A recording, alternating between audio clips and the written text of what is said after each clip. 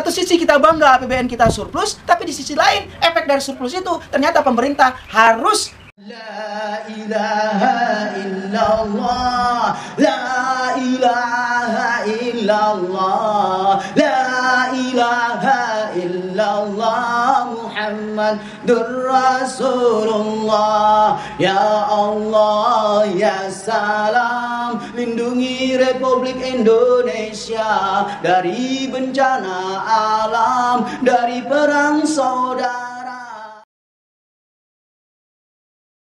Bismillahirrahmanirrahim. Assalamualaikum warahmatullahi wabarakatuh. Menteri Keuangan Sri Mulyani menyampaikan realisasi APBN hingga April 2022 mengalami surplus 103,1 triliun atau 0,58% dari produk domestik bruto. Kondisi surplus terjadi karena pendapatan negara tercatat 853,6 triliun dan belanja negara mencapai 750,5 triliun. Keseimbangan primer dari APBN per April 2022 juga tercatat surplus hingga 220,9 triliun. Karena kondisi surplus tersebut, pembiayaan turun menjadi 142,7 triliun. Menka menilai hal tersebut merupakan prestasi konsolidasi APBN yang sangatlah baik.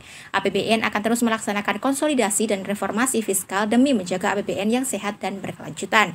Kondisi surplus tersebut akan digunakan menjadi shock absorber dari guncangan yang terjadi, baik karena pandemi maupun sekarang yang bergeser menjadi guncangan dari sisi komoditas. Bagaimana tanggapan dari Angkatan Muda Banteng Putih terkait hal ini? Mari kita simak selengkapnya. Ibda' bil basmalah. Bismillahirrahmanirrahim. Asyhadu an la ilaha illallah wa asyhadu anna Muhammadar Rasulullah. Bismillah. Allahumma salli wa sallim ala Nabi Muhammad wa ala ali Muhammad. Walhamdulillah Pancasila bil Indonesia. Salimna ya Allah qubul hajatina. Ibda' bil basmalah. Sallu ala Nabi. Salim ya Allah Pancasila bil Indonesia. Rabbi israh li sadri wa yassir li amri wahlul 'uqdatam min lisani yafqahu qawli. Hasbunallah wa ni'mal wakil, ni'mal maula wa ni'man nasir. La haula wa la quwwata illa billah. Subhanallah walhamdulillah wa la ilaha illallah wallahu akbar. Amma ba'd. Wa ya ibadallah, pada hari ini kita kembali membahas tentang perkembangan Negara Kesatuan Republik Indonesia. Inilah fungsinya rakyat, kontrol rakyat. Bila semua rakyat hanya diam dan menyerahkan semuanya kepada DPR dan orang-orang ahli ekonomi yang sejenisnya, maka negara kita akan jalan di tempat. Oleh karena itu, kami mengajak kepada semua elemen masyarakat, wabil khusus Angkatan Muda Banteng Putih, agar belajar memahami kinerja pemerintahan Republik Indonesia. Sebagaimana biasa, sebelum membahas, kita membacakan satu atau dua kalimat atau dua kata dalam kitab ini agar ada sinkronisasinya. Bismillahirrahmanirrahim. Innallaha ladzu fadlin 'alan nas. Innallaha ladzu fadlin 'alan nas. Innallaha ladzu fadlin 'alan nas. Bil makna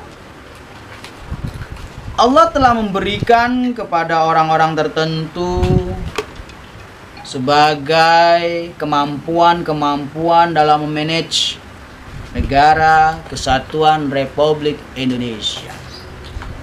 Allah telah memberikan kesempatan kepada individu maupun kelompok di Republik Indonesia ini untuk mengkaji lebih dalam lagi, mengikut sertakan diri agar Indonesia lebih baik dan lebih baik lagi. Innallaha ladzu fadlin 'alan nas. Inilah bil makna yang hakikinya. Artinya Allah ingin agar Indonesia tetap dalam keadaan berkah yang diridhoi oleh Allah Subhanahu wa taala. APBN kita surplus. Ini sangat mengembirakan tentunya. Kabar ini sangat membuat kita bahagia tentunya, karena sejarah perjalanan bangsa ini mungkin baru kali ini APBN kita surplus. Subhanallah. Patut kita syukuri patut kita bangga dan patut kita beri apresiasi yang setinggi-tingginya. Namun sejurus kemudian, wajib kita mengingatkan pemerintah dari surplusnya APBN ini. Apa maksudnya? APBN surplus. Latar belakangnya apa? Karena ada perang antara Ukraina dan Rusia. Maka kelangkaan sumber daya alam di seluruh dunia tentunya. Nah, ini yang mengakibatkan negara-negara adikuasa atau memiliki power besar seperti Cina khususnya memberi stok banyak batu bara, nikel, migas dan lain sebagainya. Yang otomatis Pertamina yang sudah melaunching ke publik internasional ketiban pulung.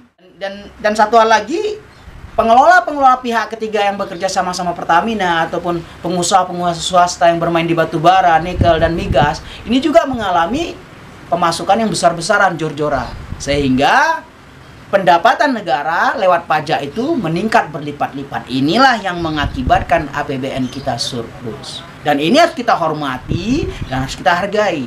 Namun seperti yang kami katakan tadi, ketika terjadi surplus seperti ini, harusnya efeknya itu ke masyarakat. Action sosial lebih ditingkatkan oleh pemerintah. Namun sayangnya surplus ini otomatis ada kenaikan suku bunga. Dengan adanya kenaikan suku bunga, pemerintah akan mengajukan ke DPR tambahan anggaran sebesar 368 triliun. Itu anggaran yang diajukan kepada anggota DPR untuk efek dari kenaikan suku bunga ini. Dan yang sangat membuat ironis adalah ketika pemerintah mengajukan anggaran 368 triliun untuk tambahan anggaran, katakan begitu, sebanyak 275 triliun untuk bailout PLN dan Pertamina. Subhanallah. Inilah yang kami katakan tadi, kabar mengembirakan APBN surplus, tetapi kabar tidak mengenakannya ya tadi itu. Dengan adanya PLN dan Pertamina ini drop ataupun kebobolan ataupun kerugian, otomatis pemerintah melakukan kompensasi. Dengan kata lain sebenarnya subsidi sudah dihapuskan, tapi bahasa kompensasi sebanyak 275 triliun untuk PLN dan Pertamina. Jadi apa berkahnya surplus APBN kita jika pada akhirnya ya pemerintah bailoutnya PLN dan Pertamina. Ini sangat tidak mengenakan. Nah, ini jadi kami katakan innallaha ladzu fadlin 'alan nas. Jadi innallaha ladzu fadlin 'alan nas. Innallaha ladzu fadlin 'alan nas. Innallaha ladzu fadlin 'alan nas. Innallaha ladzu fadlin 'alan nas. Diberikan karunia oleh Allah pemimpin-pemimpin kita untuk mengelola negara ini yang luar biasa. Tapi di satu sisi kita sayangkan orang-orang tidak kompeten duduk di bangku-bangku yang strategis. Disinilah ada bermain namanya istilah mafia migas. Nauzubillah, summa nauzubillah. Nah, kebobolan seperti ini harus kita pahami bersama. Ini kita sayangkan. Harusnya pemerintah tegas. Ketidakbecusan Pertamina dan PLN ini. Dimainkan saja undang-undang yang sudah berlaku. Biarkan PLN dan Pertamina harus menanggung akibat dari kinerja mereka sendiri. Tidak perlu di bailout. Yang mana kompensasi itu dari uang negara juga. Ini kan lucu namanya. Satu sisi kita bangga APBN kita surplus, tapi di sisi lain efek dari surplus itu ternyata pemerintah harus jor-joran menutupi kerugian yang dilakukan oleh Pertamina dan PLN. Istilah kata biar tekor, yang penting tersohor. Artinya nggak apa-apa rugi, yang penting image pemerintah berwibawa, harga-harga tidak naik, ya, minyak tidak naik karena dapat kompensasi dari uang negara. Ini kan bahaya sekali prinsip pemerintahan seperti ini, ya, untuk menjaga citra, tapi dibiarkannya hancur sistem keuangan negara. Nauzubillah, summa nauzubillah. Yang lucu lagi, yaitu tadi kerugian dibuat oleh Pertamina dan PLN ini adalah kerugian dari manajemen, rusaknya manajemen mereka, tetapi negara yang harus menanggung derita. Lalu orang-orang yang duduk di PLN dan di Pertamina ini apa saja kerja mereka dengan gaji yang fantastis seperti itu setiap bulannya? Subhanallah. Ini jadi renungan kita bersama. Harusnya APBN yang surplus seperti ini mendatangkan kebahagiaan untuk rakyat semuanya. Karena nanti efek dari surplus ini bisa aksi-aksi sosial yang lebih membuat rakyat kita bahagia dan lebih membuat ekonomi, khususnya ekonomi rakyat kita, lebih stabil tentunya. Oleh karena itu, innallaha ladzu fadlin 'alan nas.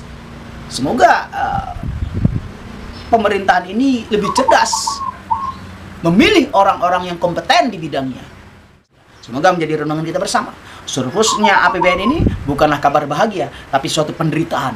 Karena dari surplus ini ternyata pemerintah harus menutup kerugian PLN dan Pertamina. Itu poinnya. Auzubillah summa nauzubillah. Barakallahu walhamdulillah.